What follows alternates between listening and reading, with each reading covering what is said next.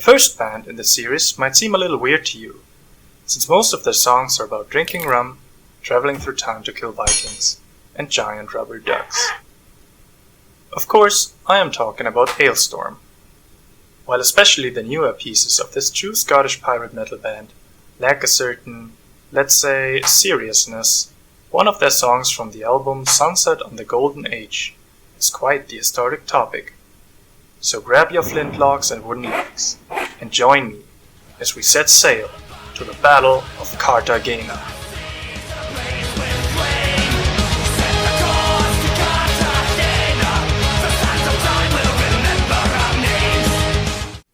The song's name already contains the first hint to how far we need to go back in time. 1741, one of the early years in the world-famous War of Jenkins' Ear. No, seriously, that's what it's called. Because this guy, Robert Jenkins, a British merchant, had his ear cut off by the Spanish Coast Guard during 1731, somewhere around Florida. According to different sources, even though I couldn't find any evidence, somebody took the severed ear all the way back to England and presented it to the House of Commons. After 8 years of arguing the pros and cons, they finally decided to avenge poor Jenkins and start a full-on war with Spain. Wow, I mean, this already sounds like an idea Christopher Bowes thought of.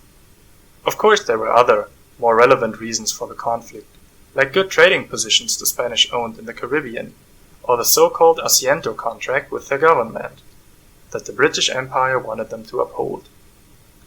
And so, in 1739, there began a series of British attacks on Spanish forts, ships and ports, all around the Caribbean Sea, much like those in Assassin's Creed 4. This included the successful capture of Portobello, one of the most important trading stations that deployed ships to the Spanish mainland. Alestorm's song references this victory in the third line of the lyrics. Satisfied with his results up to now, the British Vice Admiral Edward Vernon decided to launch an assault on the gold shipping port Cartagena de Indias, on the shore of what is nowadays known as Colombia.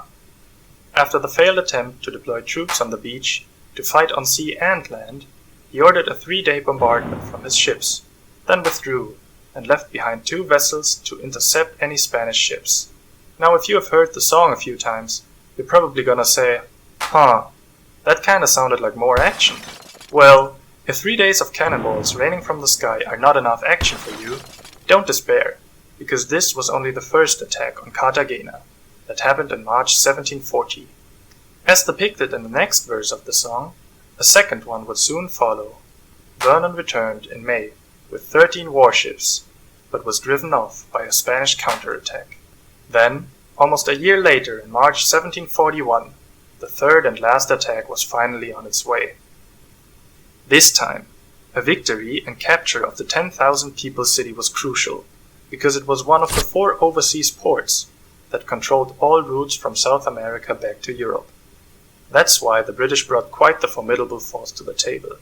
124 battleships, with about 2,000 cannons to course from Britain and North America, carrying not quite the 30,000 men-at-arms that the song suggests, but still a pretty impressive amount of 27,000 soldiers. A little less than half of these fighters were trained for ground combat. While this sure is a lot of ships, the song is again not entirely truthful when it claims it was the greatest fleet the world has seen. The British Armada, for example, contained 150 ships when it sailed to battle in the Anglo-Spanish War of 1589. But enough of that. Let's get back to the war with Spain. I mean, the other war. The one with the ear, yes. The Spanish forces only counted up to 5,000 defenders and 6 ships, but had the important advantage of having an armed fortification, stacked with cannons and mortars. The battle began on the 23rd of March, and soon turned into a long and bloody series of skirmishes on land and sea, when the British forces tried to conquer numerous forts around the city under the command of Lieutenant General Thomas Wentworth. After 3 weeks of battle, the attackers had already lost about 4,000 foot soldiers, without making any real progress. They had captured 3 minor forts, San Iago, San Felipe, and San Luis, and destroyed or captured 4 of the Spanish ships, while losing 3 of their own. Spanish artillery, as well as contagious diseases like the yellow fever, took many lives, and some of the ground forces had to withdraw to the ships, so there would be enough crew to man them. In the evening of April 4th, the British conducted a final charge on the unbreached walls of the main fortress of San Lazaro. Now everyone who has seen the 2 towers knows how well a frontal assault on a castle-like fortification ends for most of the infantry running toward the walls.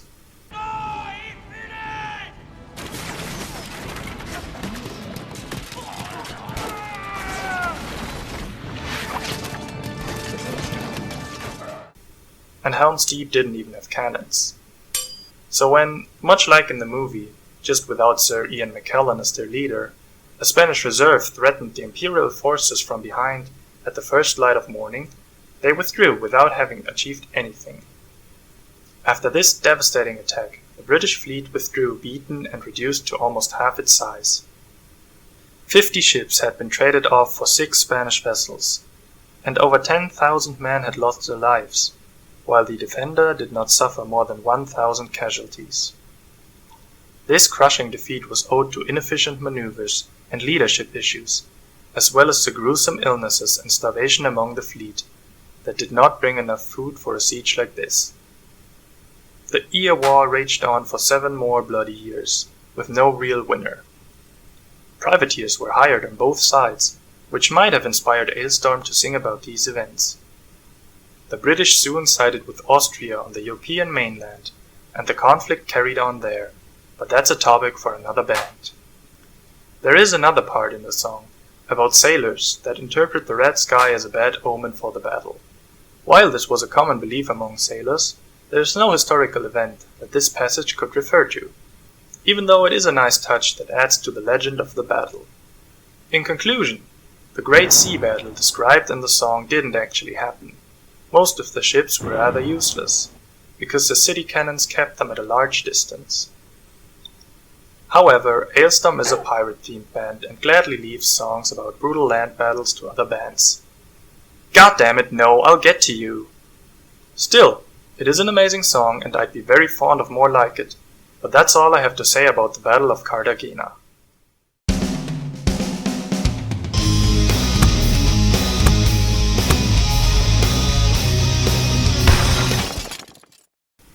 So, thanks for listening. How did you like it? Do you think I missed anything? Please let me know. And if you have any wishes for future songs or bands in the series, just do the same. Also check out our other stuff at Heavy Magic, and don't forget to like, subscribe and support us on Patreon.